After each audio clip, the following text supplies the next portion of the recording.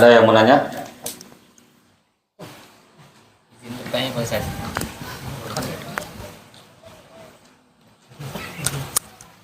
Cek, cek, cek, cek. Izin bertanya Pak Ustaz. Yuk. Bertanya mengenai mimpi Pak Ustaz. Mimpi apa? Di luar tema yang ini Pak Ustaz. Ya, silakan. Bagaimana tanggapan Pak Ustaz tentang pernyataan daripada Mursyid Thariqah yang menyatakan bahwasannya beliau bermimpi bertemu Nabi Muhammad SAW dan mengatakan bahwasannya batalnya nasab Ba'alawi tetapi lewat mimpi. Apalagi yang disampaikannya oleh Mursyid Thariqah, Ustaz. Namanya siapa itu? Lupa. Ya, Ustaz. Yang penting ada channel yang mengunggah begitu ya. Ya.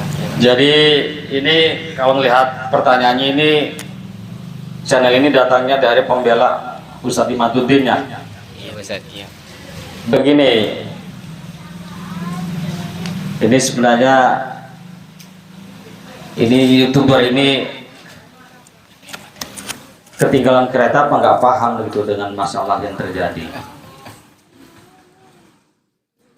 Kan sebelumnya itu ada channel dari pembela Ustadz Imaduddin yang menyampaikan isi daripada kitab Al-Ghuror yang katanya aneh dan lucu. Nasab Alawi disebut lewat mimpi-mimpi. Nisbat ditetapkan lewat mimpi. Padahal kitab itu bukan begitu inti maknanya, inti isinya.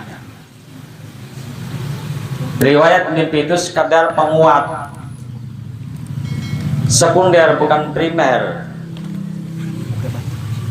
Ulama kita sangat pintar bagaimana menetapkan hal ilmiah, menetapkan masalah dengan dengan ilmiah. Tentu dengan dalil dan hujah-hujah yang jelas. Kalau mimpi itu bukan hujah ilmiah, bukan. Makanya ketika mengatakan itu berdasarkan aneh Ba'alawi disebut dalam mimpi, yang aneh bukan Ba'alawinya, jenengan yang aneh. Kenapa menyerang Ba'alawi dengan begini, dengan mimpi-mimpi ini? Sebab apa? Sebab Ba'alawi, habaib, ulama-ulama pencinta Ba'alawi, nggak ada yang disebut nasab Ba'alawi dengan mimpi, nggak ada. Nggak ada yang berucap dengan mimpi-mimpi ini, nggak ada. Silakan. Ya, walaupun saya bukan seorang nasabah, ahli nasab, tetapi saya memastikan tidak ada satu pun ulama nasab yang mengatakan Ba'alawi disebut lewat mimpi. Makanya ketika dia mengatakan aneh Ba'alawi disebut dengan mimpi, yang aneh bukan Ba'alawinya, jenengannya yang aneh. Kenapa berhujjah dengan kitab ini yang masalah mimpi itu? Nah, makanya dengan ini ya, ketika ada dari mereka itu mengatakan putus nasab Alawi lewat mimpi ketemu dengan Rasulullah SAW, ini hujah terbalik menyerang mereka sendiri. Paham nggak? Mereka mengingkari isbat lewat mimpi, nah sekarang mereka mengatakan putus lewat mimpi, ya aneh gitu. Justru ini yang aneh. Senjata makan tuan. Ya, begini para jamaah, ya, santriwan semua. Ada hadis man ra'ani fil manam faqad ra'ani haqqan. Barang siapa mimpi ketemu aku, maka benar-benar telah melihat aku. Haqqan, itu benar mimpi itu. Siapapun yang mimpi, sekalipun orang kafir itu yang mimpi. Kenapa? Kenapa inna syaiton la yatamatsalu bi. Karena syaitan tidak bisa menyerupai aku, tidak bisa. Kenapa? Karena kalau setan dibiarkan tamasuk dengan Rasulullah, bisa nanti membiasakan syaitan. Nah,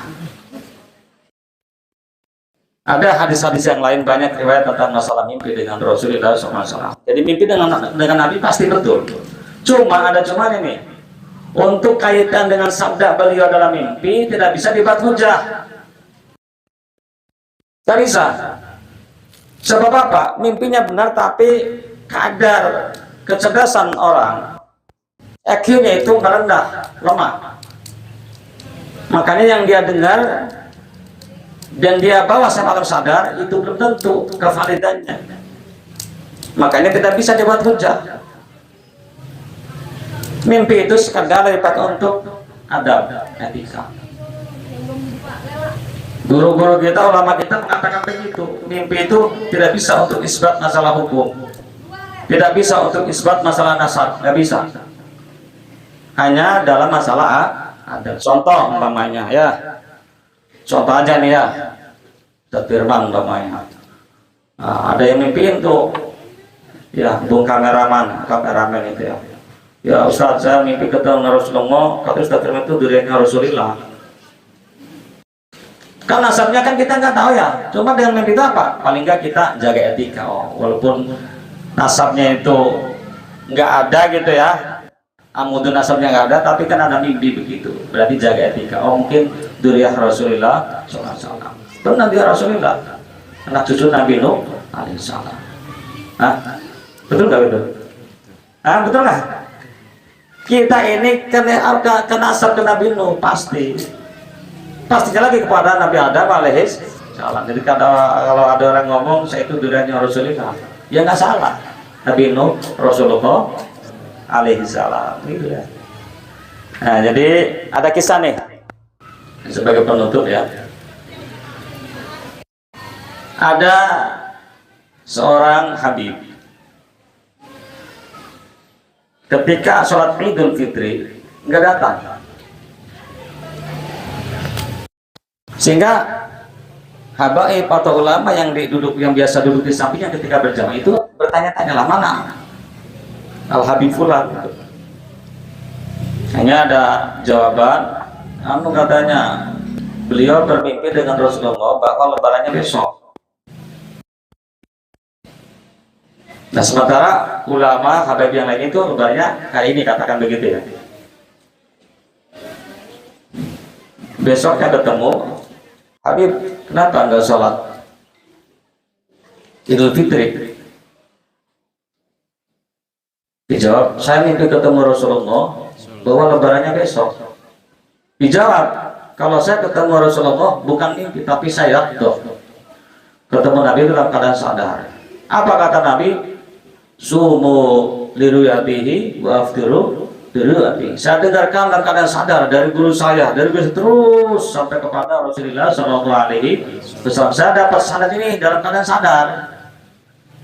Walaupun saya dengarnya dari guru saya, tapi kan sampai kepada siapa? Rasulullah SAW. Dan kita sudah ru'yatul hilal semalam. Jadi lebarannya sekarang, bukan besok. Apa yang diambil dari cerita ini? Bahwa mimpi itu tidak bisa dibuat hujah. Ulama kita, gus-gus kita, habib kita, Ba'lawi, cerdas, pintar masalah ini. Makanya lucu kalau ngecengin, nemenin Ba'lawi dengan isbatun nasab dengan mimpi ya, itu saja ya. Nanti kalian kita nih yakin dengan ulama kita, habib kita ya, dengan guru-guru besar kita dari kalangan NU, bahwa nasab Ba'lawi adalah nasab yang tersambung, sahih nasabnya kepada Rasulullah SAW. Itu saja, waktunya udah sore. Wallahu